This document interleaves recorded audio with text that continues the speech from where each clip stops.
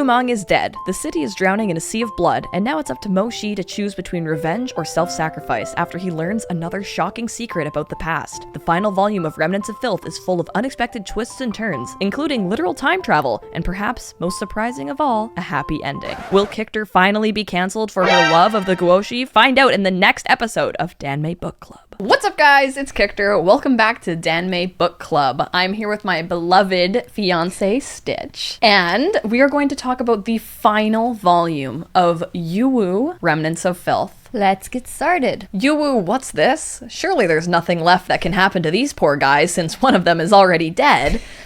When last we met, Mang was back to his old self just long enough to lead his beloved army against the Lao Kingdom's Guoshi. But who is sexy?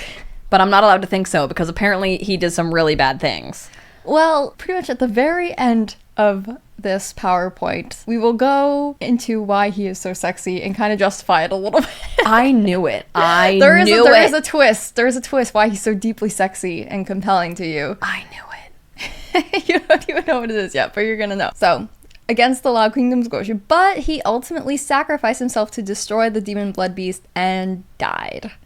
Despite being overcome with grief, Mo Xi pushed himself to continue his duty in the battle's aftermath as the city is besieged by a slowly rising sea of blood.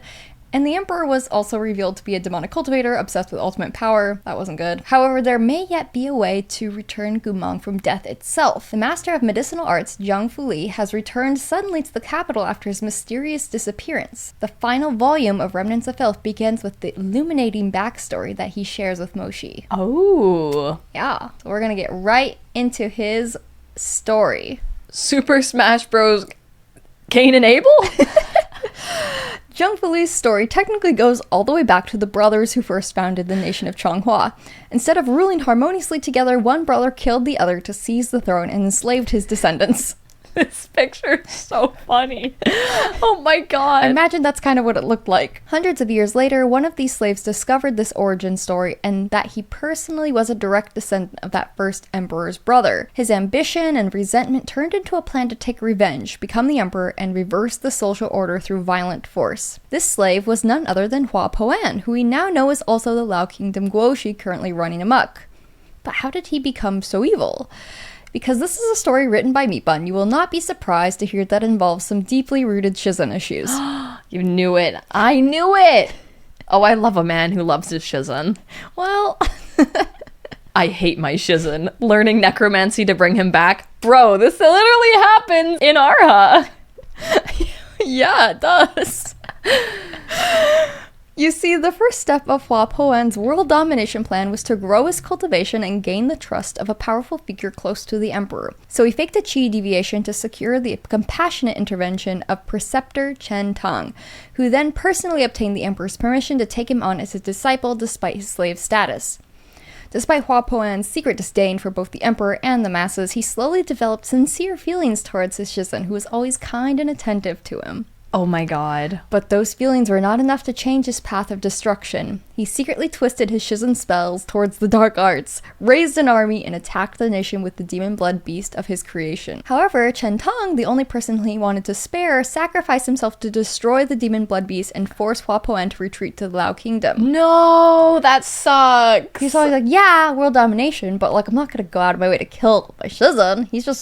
He'll be around, maybe, I don't know, maybe I'll imprison him, maybe, I don't know, maybe I'll fight him, but I'm not gonna kill him. And he sacrificed himself in the battle. So he died before Hua Poan really got to choose his fate, and also, he didn't even get to kiss him. Yeah, he didn't get to kiss him, and kind of, he has this weird hang-up that Chen Tang sacrificed himself, and they didn't really, like, have, like, a confrontation, you know, so he never got to hear his teacher reject him. He'd say, like, I regret taking you on as a disciple, or anything like that. So after that point, that his teacher dies, he kind of wonders what his last words to him would have been. Yeah. You know, and kind of gets really caught up in this idea of being rejected by him and not knowing, but also not wanting to be rejected, and it gets complicated. It was at this point that Hua Poen went completely insane. He no longer cared about taking over Changhua and devoted himself completely to resurrection techniques, growing more insane each time he failed to bring back his teacher's soul. Finally, he managed to capture a living relative of Chen Tong to use as a vessel for his soul, and successfully brought his Shizun back from the dead. Oh my god! Okay, I brought you back. What are your last words to me? You still love me, right? I was kind of hung up on the fact that, like, he's using some other guy's body, and I thought, like, well, does he look like the cousin then? Like, it doesn't really come up as relevant. It's like a Wei Wuxian type I'm of just thing. gonna assume that, like, once his soul was inside, he kind of morphed into his Shizun. I don't know. Who knows how these techniques work? It works. What happened next came as a complete surprise to Hua Poen himself. But the first thing he did was, quote, plunder Chen Tong's newly awakened body. It said this came as a surprise to himself. Yeah, he Oh my god. Until his reanimated Shizun was in front of him, he did not realize that his obsession had reached the point of sexual obsession. And so he's described as being surprised. And then he kind of just rolls with it. He's like, okay. Easy for him to do. So imagine being the Shizun who, oh my god, my disciple, I raised him to be so powerful. He went crazy. I sacrificed myself for the cause. Hopefully that stopped him. Nope, you're brought back. And then All night long, oh god. Hua Poen quickly comes to terms with his twisted desires to possess Chen Tong in every way, including sexually, and quickly moved on to developing techniques to prevent his teacher from ever saving or caring for anyone ever again.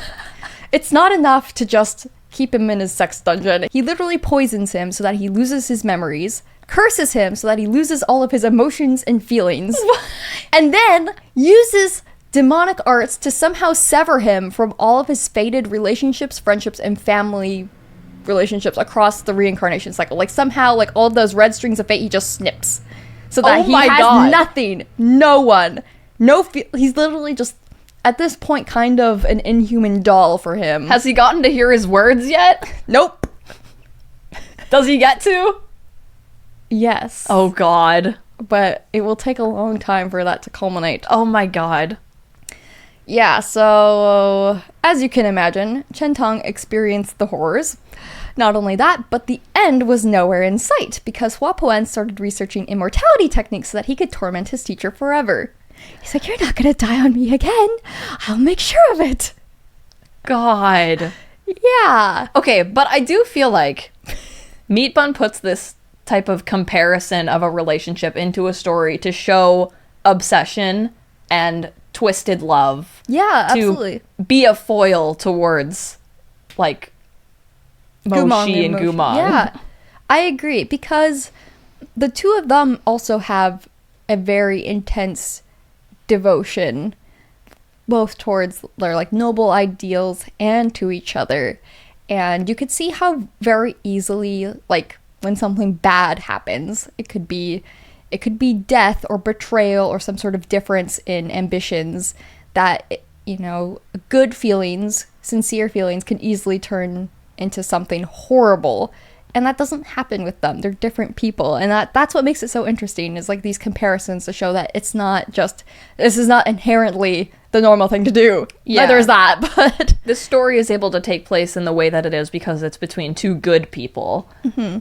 Yeah, but also it is exceptional, and just kind of showcasing how hard it is to, you know, maintain that goodness and make those decisions to not be evil. But Hua Poen's plans were once again ruined when the high priestess of the Lao Kingdom, a beautiful woman named Su Yuro, fell in love with the pitiful imprisoned Chen Tong. She fled the country with him and a stolen artifact called the Reversal Stone. She used the stone to seal away Chen Tong's memories and curses of all the bad stuff that has happened to him since reawakening, thus giving him a new life as Zhang Fuli. Oh! Zhang Fuli Is this guy. Oh my Chen Tong, god! or kind of. It's interesting because he's described as not being fully Chen Tong. He's like, Yeah. he's also lived. I mean, how could he be at this point? Right, yeah. So much shit has happened to him that he's like, who am I, honestly, at this point? But yeah, same guy. Su Yuro, the Reversal Stone. I like that boulder. That is a nice boulder. It is smaller than a boulder, though, because it actually fits in Chentong's eyeball. Oh, gross. Yeah, and so ends up having an eye patch because he takes the stone out of his eyeball to use. Cool. Yeah. So does Lao Kingdom Goshi Hua Poan know this? Well, he finds out after they escaped. So, first of all, the backlash casting this powerful technique destroyed half of her lovely face, which she then hid behind a veil. And if you remember Zhang Fuli, he has a fucking hot wife. She's always veiled. And everyone's like, why the hell is she with him? He's such a cranky bastard. Well, she knows why he's a cranky bastard, and it's kind of because he's all fucked up emotionally and stuff. He literally does not have the full spectrum of human emotion. Wow. Okay, but also, his wife beam must be so strong. Like, he must be so hot to have, firstly, the Lao Kingdom Guoshi go fucking crazy for him, to also be so hot that he's like a crumpled, plundered mess. And this woman sees him and is like, damn, I'm gonna save his ass. Literally at the risk of her own life, to say the least. Like, that's crazy. And what I realized at this point is that in my head, the character of Zhang Fuli was an old man. And clearly that is not the case. Like, No, he's hot. There's a picture of him like in the interior art as well. He's not an old man. Is he hot? He's a young, handsome man. Okay, show me this We man. could show. So, you know. Hell yeah. Also, the Goshi is looking pretty fine. In a Yan Wuxi sort of way. But, yeah, I just realized I had been picturing him as an old man this entire time. And it's really hard to revise my mental image of him. So this whole plot is just that more insane, imagining, like, an ancient man. You have to reread it knowing everybody's hot. Yeah. Fair. So, together they hid in seclusion within a barrier deep in a forest. Centuries later, the immortal Hua Poan finally succumbed to an assassination and spell backlash, allowing them to safely return to the mortal world. But despite no longer carrying the burden of his memories, Chentong's care for his disciple remained deeply rooted inside his soul. He retained his knowledge of the sword techniques he once crafted specifically for Hua Poan and kindly passed them on to a young cultivator in need. Stop. The reappearance of these specific sword techniques alerted Hua Poan of his teacher's return. He apparently staged his death to rule from the shadows as the Lao Kingdom's Guoshi instead. Oh my god. So he doesn't have memories of his disciple or anything that happened to him. He's going through his amnesia arc here. But he just remembers these sword techniques out of the blue. And so he's like, okay, I guess I'll pass them on to someone who could use them. And Hua Poans are like, those are mine! Oh my god. Oh my god. He's freaking out. Immediately starting the manhunt for them. And also, you know, he asks Su Yuro, did I ever have once an adorable, like, loving, like, did I once have a lovable disciple, lovable disciple? And she's just like, nope, you never did. That's crazy, Doc. Oh my god, yeah. But he's just scratching his head, and he's just like, he has this impression of him that is still so fond. And that's so painful. Oh, yeah. Oh, my gosh. Yeah. Okay. And also, you know how, like, again, Zhang Fuli are married. We'll get to that part. But they're not actually, like, she loves him, but, like... It's a lavender marriage. Yes. Because he doesn't have human feelings. So he's kind of just not about any of that. But, you know, they're bros. They're hanging out. Su Yuro suspected this to be the case, and so she staged a flashy public wedding to establish their new identities in the capital of Changhua, revealing the unblemished side of her face at this time. Hua Poan recognized the reports of her beauty and made a symbolic gesture of capturing women with her likeness and slaughtering them.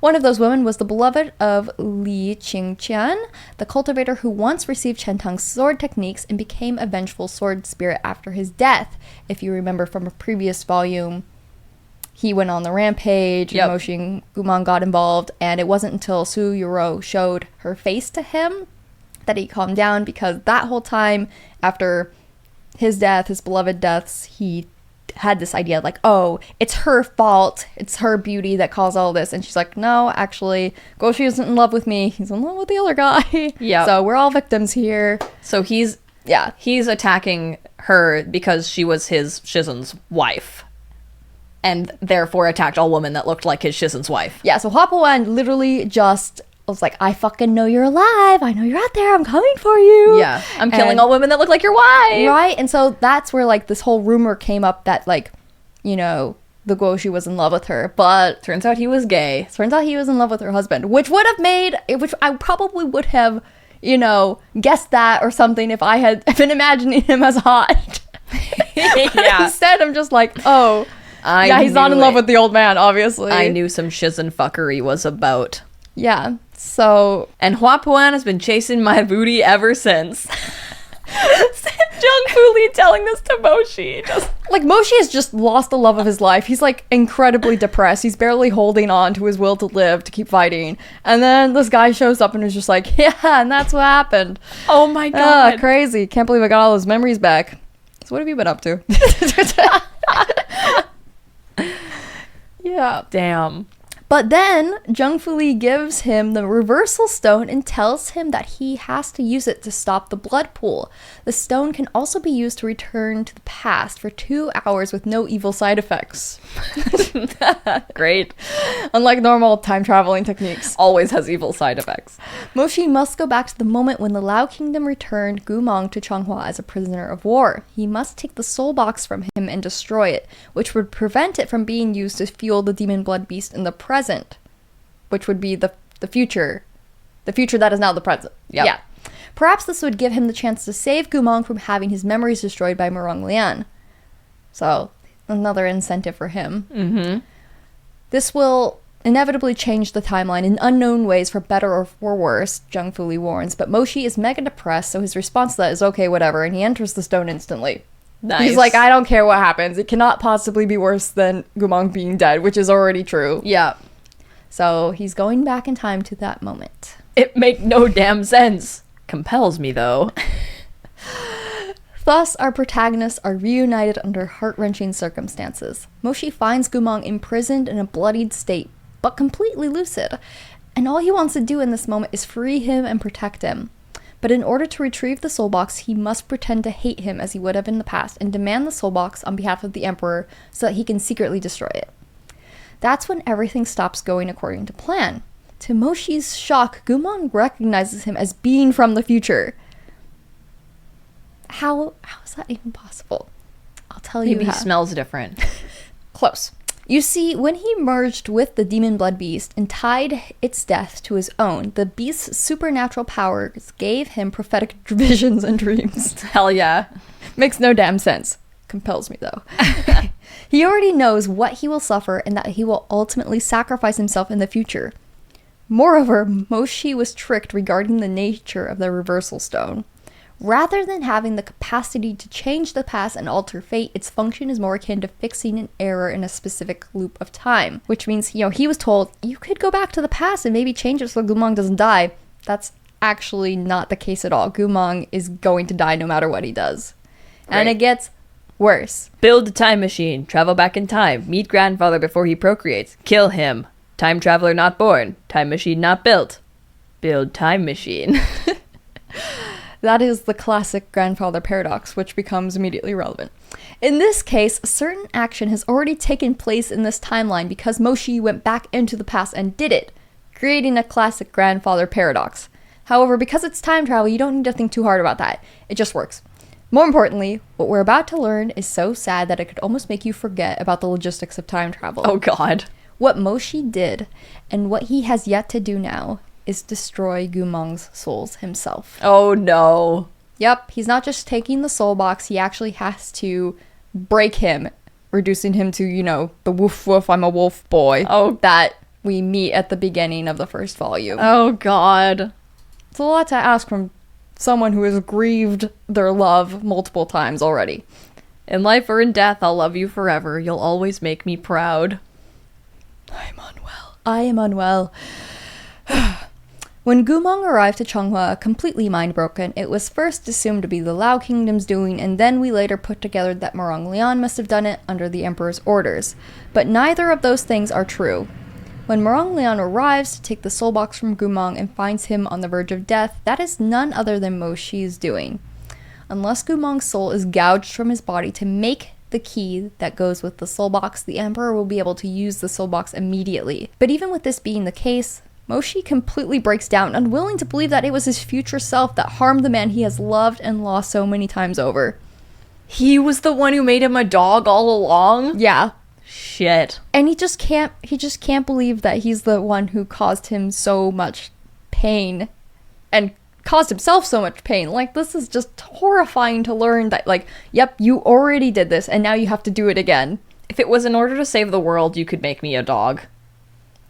Fuck the world. I mean, I know you like dogs, but that's besides the point. Okay, like, it's a little bit more horrifying than that. Like, it's also, like, very physically painful. I would not do that. Sorry, guys, the world would end. He went into the past to save Gumong, only to find it his duty to destroy him. Gumong has always put duty before his own life, so it's no surprise that this is his own wish, as much as it breaks his heart to see his little Shidi so devastated. In an effort to give Mo Xi the push he needs to do what must be done, he tells Mo Xi about another dream he had, one he dares not hope to be a vision of the future, yet hopes all the same.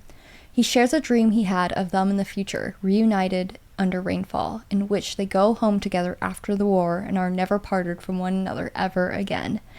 It's this fragment of hope for a future in an unknown timeline ahead. He gently kisses Mo Xi and says, "In life or in death, I'll love you forever. You'll always make me proud." Man, can I offer you a love token in this trying time? As readers, we experience Mo Xi's agony as he physically rips out Gumong's souls and then tries to heal him as much as he can. We see Gumong use his extreme determination to stay lucid for as long as possible despite the pain, comforting Mo Xi in a strange reversal of roles. With this terrible task finally done, we see them in a stolen moment of sincerity and peace as they are finally reunited, only to say goodbye once again. That's awful. Yeah. Gumong asks after the promised gravestones for his fallen comrades, his sworn brother Lu Jianxing, his half-brother Murong Lian. He asks for forgiveness for his selfishness in lying to Mo Xi and putting his own sense of duty over Mo Xi's sincere feelings. He asks Mo Xi if their time together only brought him pain and whether he forgot Mo Xi entirely after this point. It's Mo Xi's turn to comfort him then, coming up with a quick story about how Gumong didn't forget him completely because Mo Xi gave him a love token. But the only thing he has on him right now is a brocade pouch that contained the reversal stone.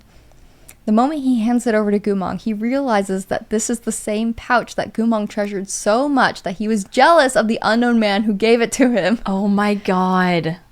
Yeah. That's so funny. It was him all along. I was wondering how that worked out. I'm like, it had to have been him who gave him that pouch. Like, how would he not remember that? Time travel. But this is a lie he makes up because Gumong pretty much does forget him. Yeah. But he's telling Gumong, no, you don't forget me. Like, you were still, like, those feelings of fondness you have for me, like, still exist no matter how far gone you are. Gumong gives him a love token in exchange, a cowrie shell that he engraves with his name. Gumong keeps a matching cowrie shell, but he can't risk engraving Mo Xi's name on it, so he only engraves half the character for Xi, which in itself is the word for fire. So that's what he has in the pouch. Later. He's always like, what the fuck is this? Aww. And this is just so sad, but it is summarized beautifully on page 49. His relationship with Gumong had lasted almost 20 years, yet because of the difference in status between a noble and a slave, because of the conflict between a spy and a general, because of their gender, because of morality, because of this reason or that, it had never been respected. Their love was condemned to darkness and robbed of promise.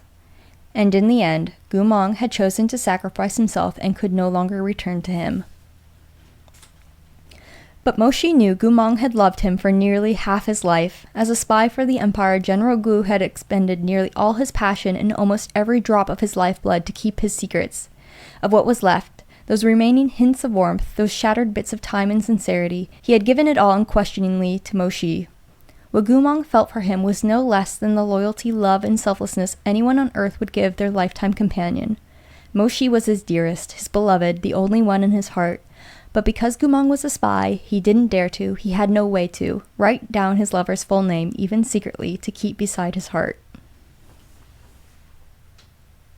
Oh my goodness. So about Princess Mengze, I just tortured the love of my life to fix the time-space continuum. Do I look like I give a fuck?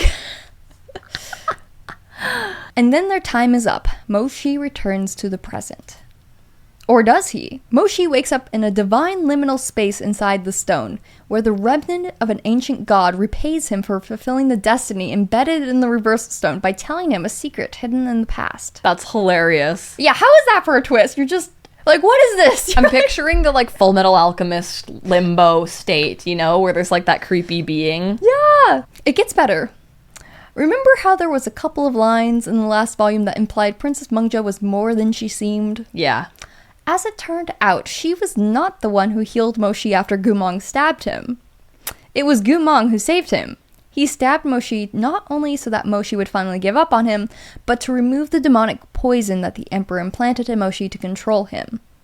We learned about this in the last volume, that there was this poison. Yeah, but we thought Princess Mengze did it. Yeah, we thought that she saved him from that. Like, maybe Gumong stabbed him because he knew about that and wanted it to be discovered, but we still thought that she was the one who saved him. Yeah.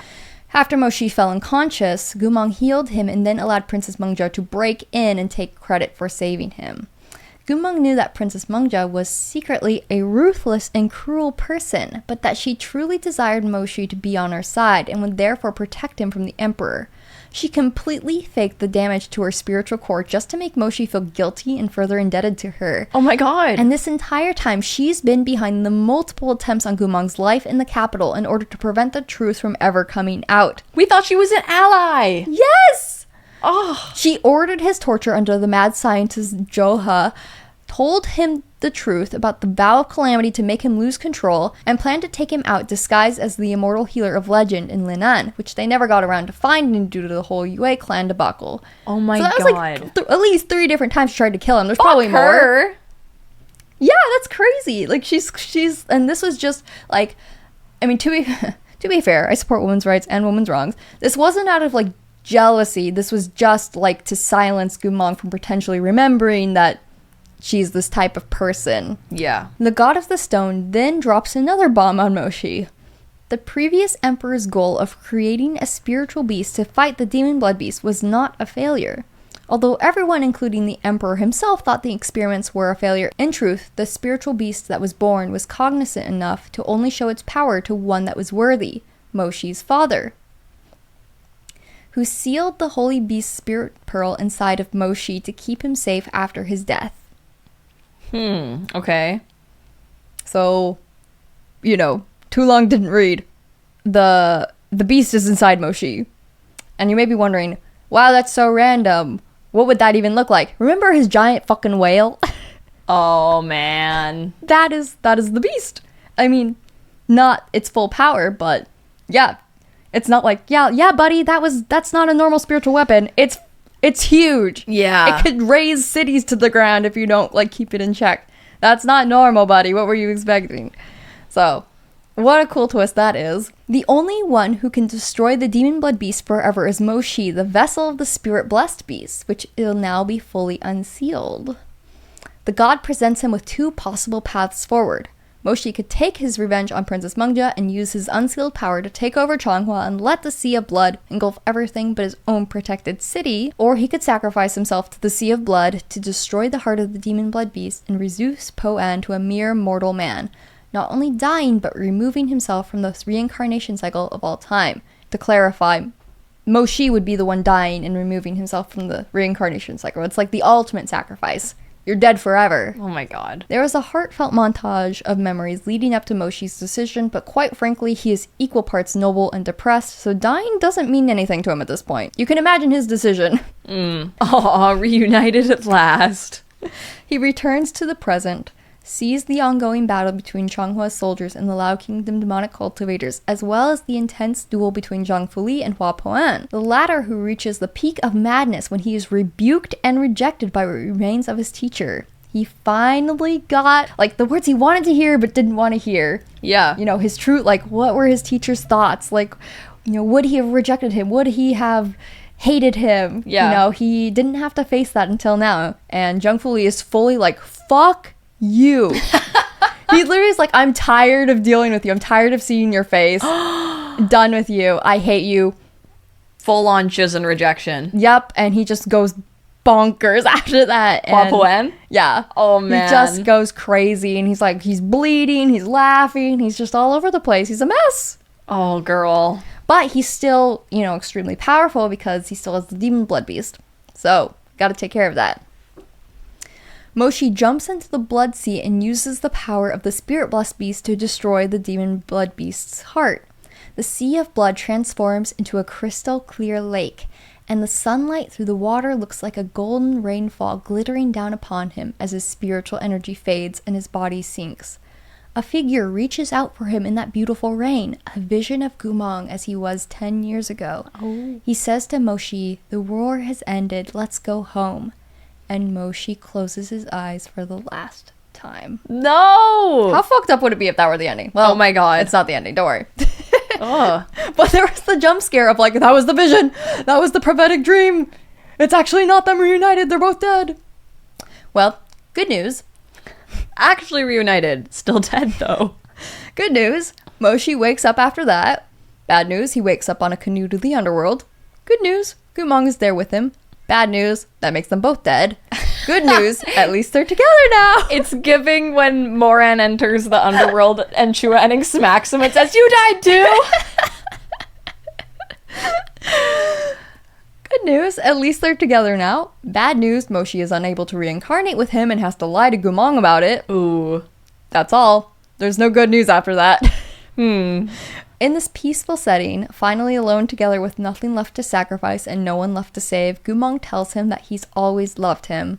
There's nothing left to say between them after that. They hold each other until they reach the banks of the river, where the dead have gathered to enter the underworld. But then, they're stopped by a man whose face is hidden underneath a bamboo hat. It's the god of the stone!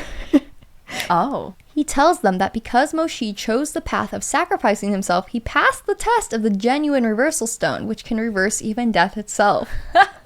Of course. So I'm a little confused on, I guess, like, the reversal stone that he used wasn't a true reversal stone, but maybe it was, actually. Or I don't know if there's, like, a second reversal stone, but anyways.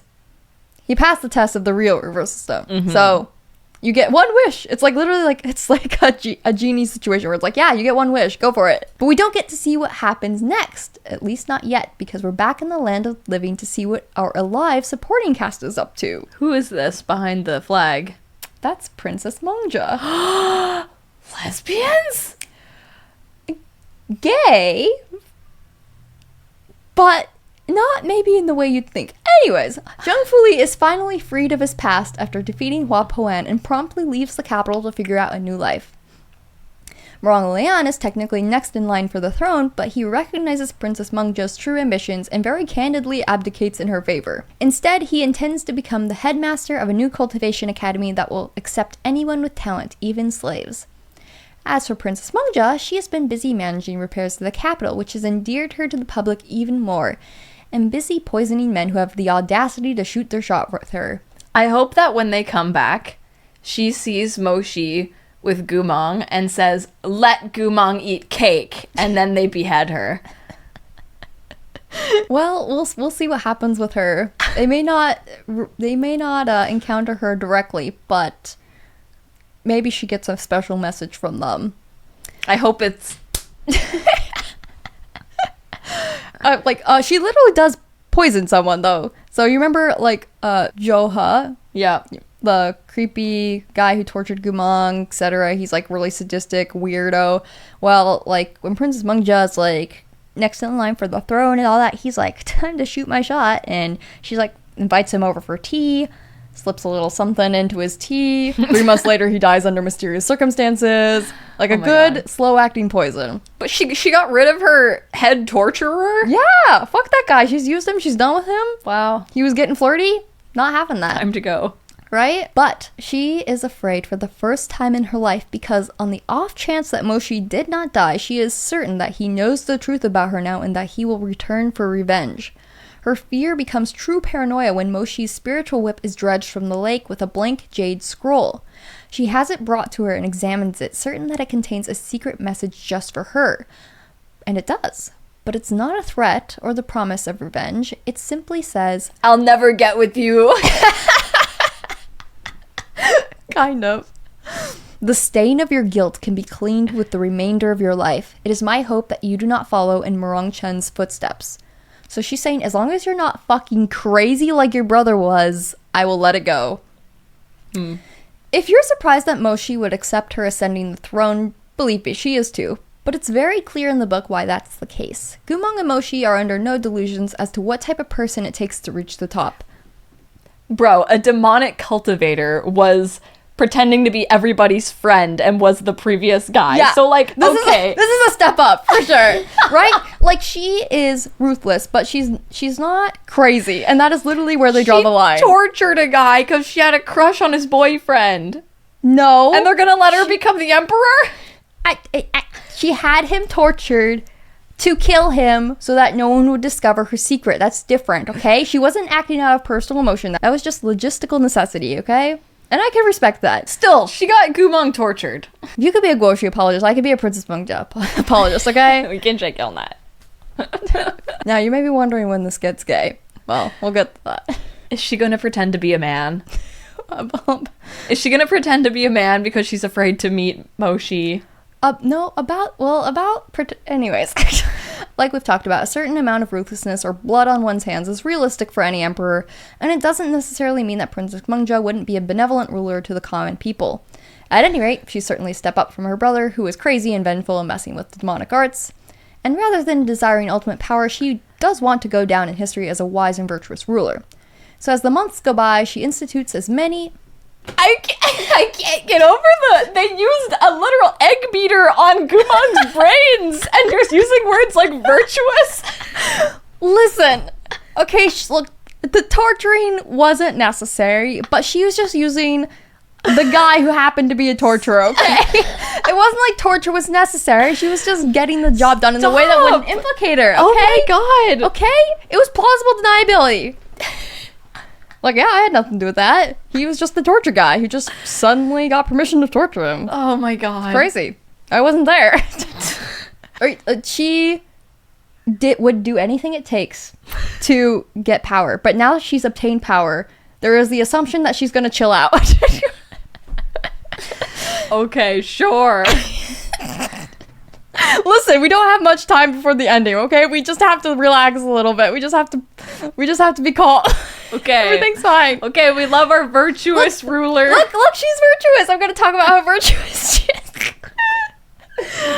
She institutes many much needed reforms to create a country of equality, even abolishing slavery. We love that. Does she adopt a bunch of orphans as well? And forgive Hamilton?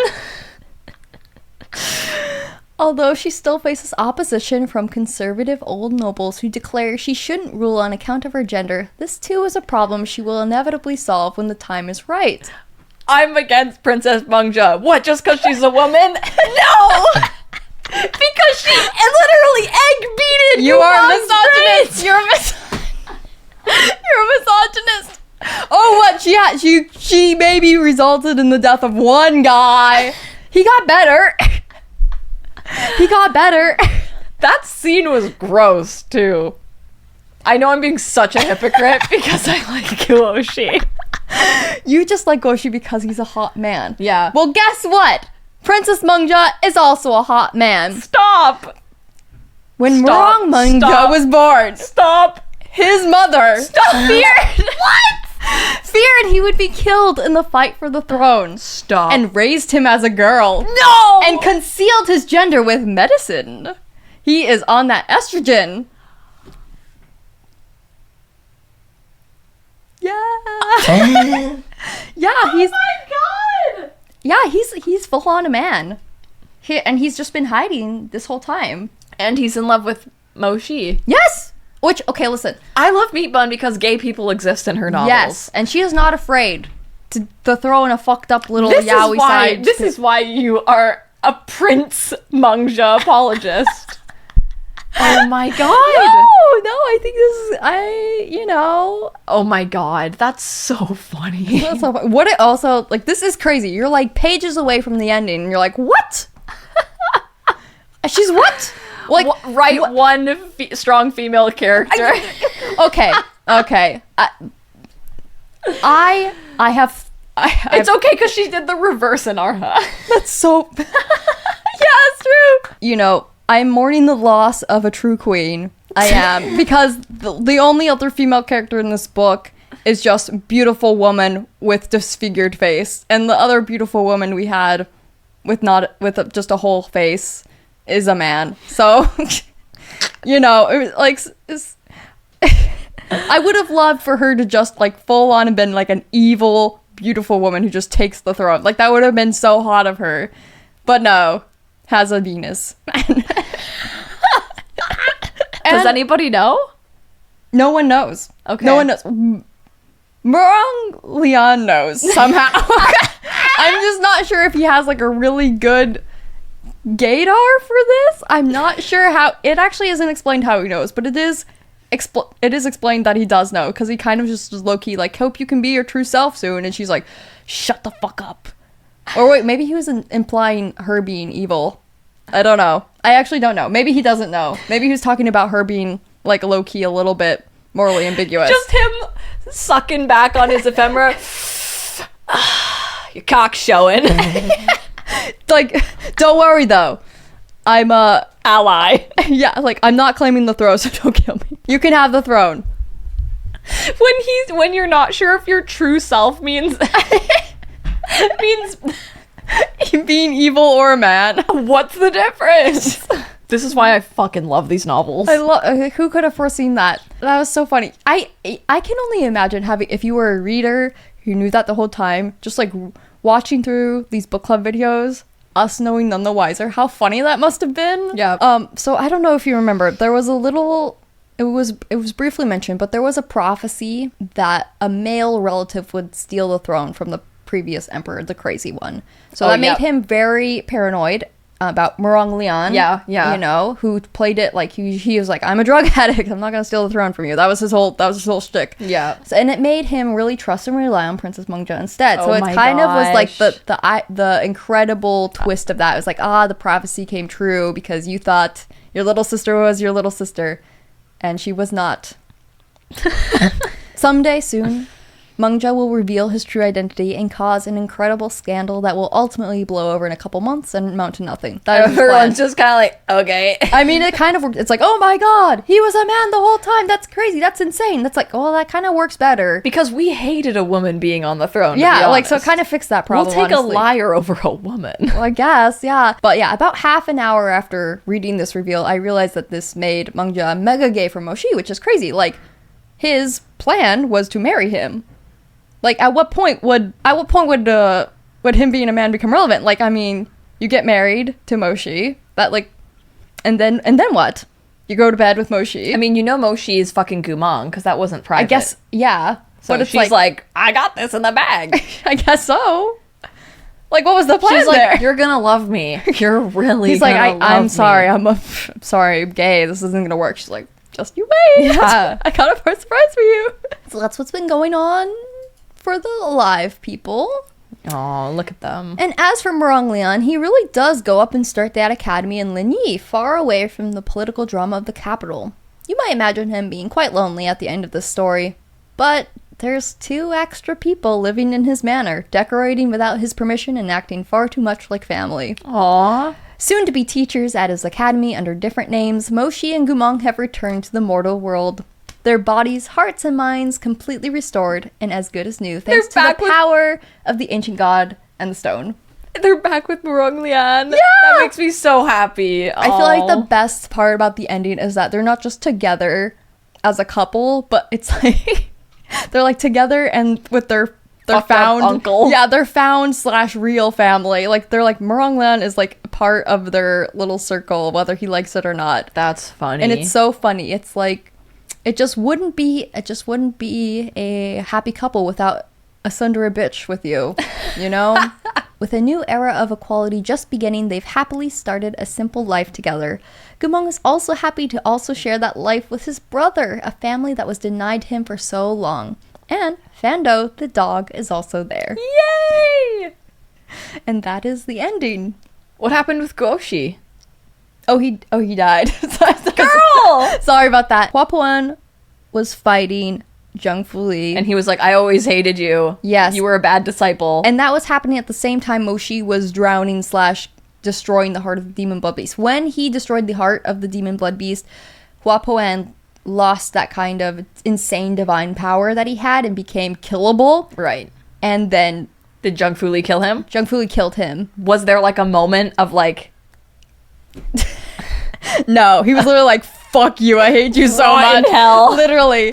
There was no love lost between them at that point because he is you know, and you could argue like, well, is it because he's kind of his own person at this point, you know, as well? He's like, I'm not your Shizun, but if I was your Shizun, I'd say this. That's amazing. I love that. I could, you know what? I love that because, like, you know, we have the story of Arha where, like, Moran was bad and Chuaning doesn't hate him, you know. Then we have this where Guoxi is bad and it's Shizun is like, fuck you, man.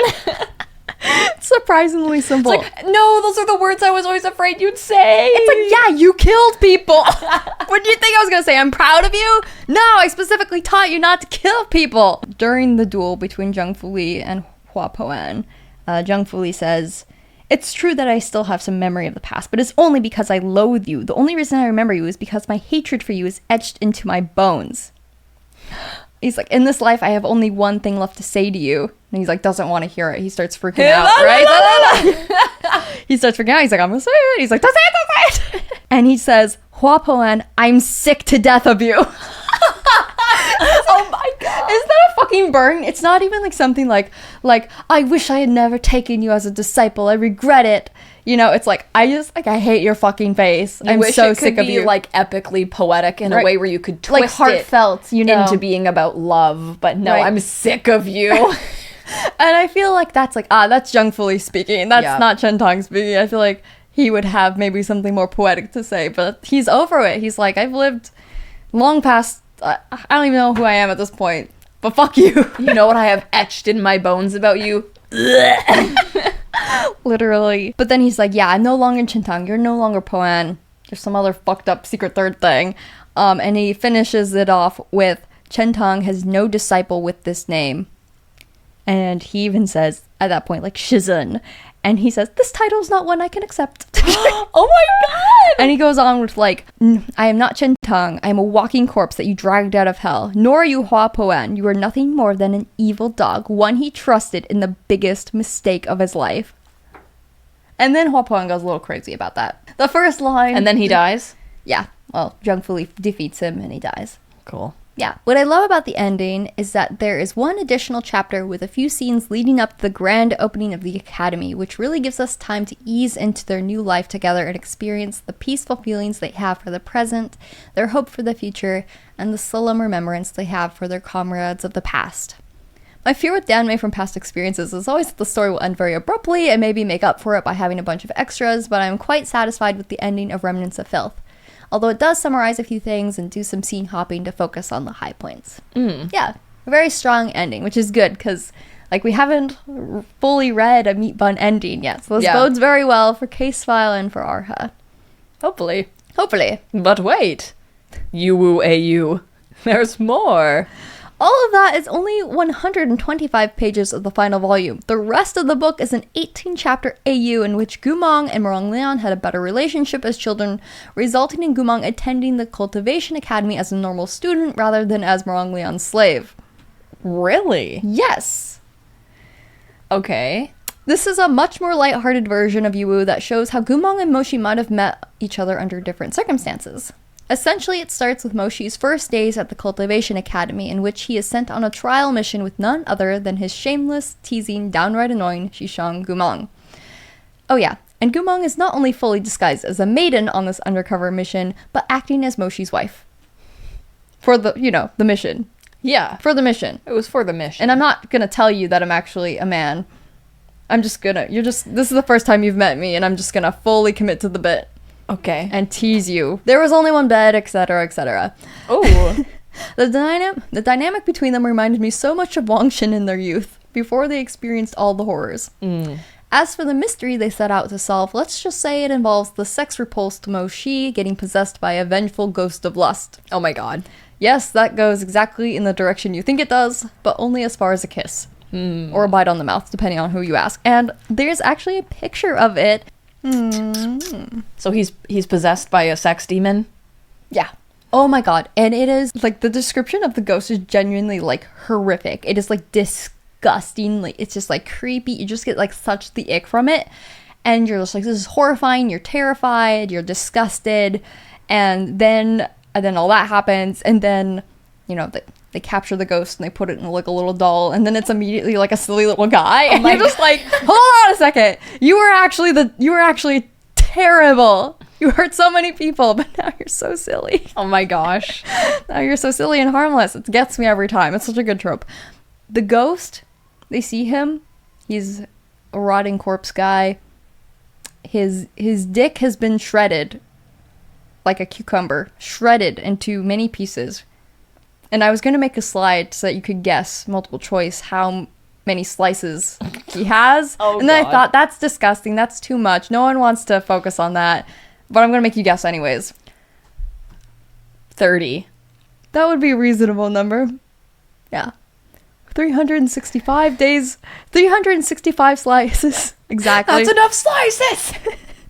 And it becomes relevant because he used the slices as a calendar to mark the time in his afterlife by knotting each strand for the days. And so when he had knotted them all, a year had passed, and he's like, yeah, so I've been a ghost about 2 years. And the reason I know this is because Mo Xi's like, literally stop talking. Please stop talking. Ew! Actually, it was Gumong who was talking about it. Gumong was like, stop talking. You're gross. That's disgusting. But it was also so funny. Because you're like, that's horrifying, but also so ridiculous. 365. I'm sorry. Oh, it's awful. I don't know if you'll have to cut that out, but it's gross. Ew. So that was fun.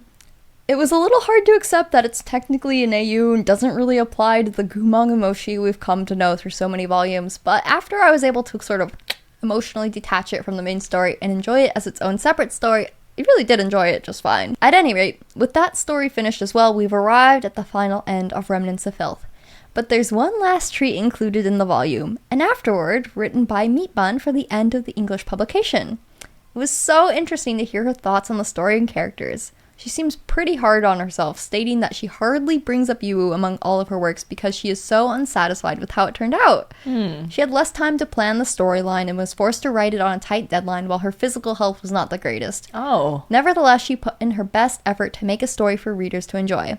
So here are a few details you may be surprised to hear. Mo Xi and Gumong as cops? Yuwu was supposed to be a transmigration novel in which Mo Xi and Gumong were cops. Stop. Stop! After something terrible happens to Gumong while he's undercover, Mo Xi is transmigrated into a novel that Gumong wrote, the world we now know as Remnants of Filth. That was the premise! That was what we could have had! Oh my god. Wait a second, I know these bitches. If you think that's shocking, buckle in for this one. Did you happen to think that the story between Hua Puan and Chen Tong was awfully familiar? Yeah. That they kind of resembled Tashin Jun and Chuaning? Yes. Well, that's because they were literally Tashin Jun and Chuaning from that first lifetime in Arha. That was literally them. It was supposed to be literally them. And then she had to change them into separate characters. So Oh my god. she felt unsatisfied because she had to make that last minute change along with the transmigration thing. I knew. Because the Guoshi was so hot. And now I you knew can blame she it on loved Laura. him too. I knew she loved him too. Yep. And I could see her being unsatisfied because she's like, she had to actually give him like a villain ending and have the Shizen hate him in the end. I'm sure it hurt her to write that ending. Yeah. I think like she kind of had to pivot kind of last minute I to adjust for that. literally I know. even You said. sent, yes, you did. You called it. These two things changed because Meat Bun's editor at the time was concerned that Gumong's undercover cop backstory would be, quote, unsuitable for publication. She had to write out the transmigration element completely almost immediately after the novel was announced, and a lot of other things got changed as a result of that. Give me the draft. Show me the draft. Yeah. Girl. So I'm not, it sounds like maybe a sort of dreamscape would have been involved, where Arha was like a different novel in the transmigration kind of logic that kind of crosses over. And so I don't know if it seems like that was more the route instead of like time travel being involved, but you honestly can't, you can't know for sure, I guess. Oh my god, that's so funny. Isn't that so That's fun? crazy getting to hear that. I know, it's crazy. I can see like having to deal with such huge changes from what you wanted to write. It would just kind of leave a really hard, that would be really hard to deal with. Yeah. But also I'm kind of intrigued by like his undercover cop backstory being unsuitable for publication. Like, It's like he must have been doing some fucked up shit as a cop. my thought was like, maybe, because I mean, we know what happens to Gumong is so extreme, but maybe having it in more of like a modern, realistic life setting would just be way too intense. Like if he had undergone like an equivalent amount of torture in like a modern, normal setting, that would be a lot harder to read, I think. Yeah. That would be a lot harder to stomach. It would, yeah. So possibly maybe just it being in a different genre makes the rules around that, or the publication kind of concepts around that are different. I don't know. Okay. Yeah, no idea. Maybe we'll never know. A little bit less dramatic, but still interesting. Meatbun found Mang and Mo Xi to be a strong departure from the character types she usually writes, and found writing them to be particularly challenging, especially with the constraints she was under. She felt that Gumong's devotion to his fallen comrades became such a focus in his motivation that it was difficult for her to also balance his romance with Mo Xi. Their dynamic was harder to write, and so she confessed that there wasn't much fluff between them for that reason. Yeah. Interesting. So in her mind, it's, Remnants of Filth is a little bit more plot-focused than romance-focused. Not toxic enough. My theory is they're just not toxic enough. She was like, this wasn't pushing my buttons enough. Her acknowledging that it was a different relationship dynamic and different character types. So it was like, yeah, for real. One thing she did like about Yuwu is the character of Murong Lian. He originally started out as a flat, two-dimensional antagonist to serve the purposes of the plot, but he quickly took on a life of his own and became far more interesting, complex, and multifaceted than she ever intended. I know that he became an unexpected favorite of so many readers as well, so it's really neat to see that Meatbun had such a similar experience writing him. Yeah. That was really cool. And he's like, there he is at the end with the protagonist, having a good life with them. That's so cute. But yeah, he was interesting because he comes on so strongly as like just such a terrible person, but then as you learn more about him, as there's these different reveals, he is so much more interesting. And I honestly wish like we could have even gotten more of him, because I just know there was a lot untapped there. Seeing like how appreciated he is in the fandom makes me really happy, and makes me even happier knowing that Meatbun feels the same way. Yeah. If I read it, I'd probably latch on to him. Oh, for sure. Thinking back on my reading experience as a whole, I can see a lot of what Meatbun was saying, but I think she is really quite hard on herself. In my opinion, she told an incredibly emotional story and wrote about the type of relationship that she is the master of writing, the type of love that comes from one person sacrificing everything for the sake of others to the point where they have so little to give to the person who craves the most from them. Love that requires overcoming painful betrayal to discover the truth. Love defined by devotion so whole that will boldly bring the dead back to life. If she thinks Yuwu is not even worth speaking of, I just can't wait to see what she writes next. Damn, I love Meatbun. She's great. Additionally, what she had to say about her ideal writing process, I think will speak to anyone who creates. So I wanted to read that out loud. Oh, cool. Because, as we've learned from the afterword... Snort yaoi cocaine. Right until you black out. Kind of. That is essentially the flow state, and that's what she talks about. Because, Remnants of Filth was difficult for her to write. She was not in that ideal creative flow. She talks about her hopes for her next project and says, I wanted to build a pristine environment for my work, one that wouldn't be impacted or influenced by anything. A state of flow is irresistible to authors. It's a wonderful, almost out-of-body experience, and I trust that those of you with a similar interest, one you love and invest time and energy in, have also felt that kind of disassociative state. Maybe that's the state of mind most loved and treasured by all creators, and to me, entering it requires a separation from all outside influence and freedom from any restrictions or distractions. These are my hopes and wishes for all my future creations. I hope to continue writing like this forever. I hope I can answer my next challenge with something I am satisfied with and create a better journey of imagination for my readers. Thank you again to all my readers, and another thank you to those who worked on this publication. Thank you so very much. I wish you happiness and joy every single day. Yeah, if you're ever feeling bad about yourself, Meatbun wishes you happiness and joy every single day. Thank you very much for an incredible Danmei Book Club review for all of Yuwu. Yuwu, what's this? Yuwu, that was that.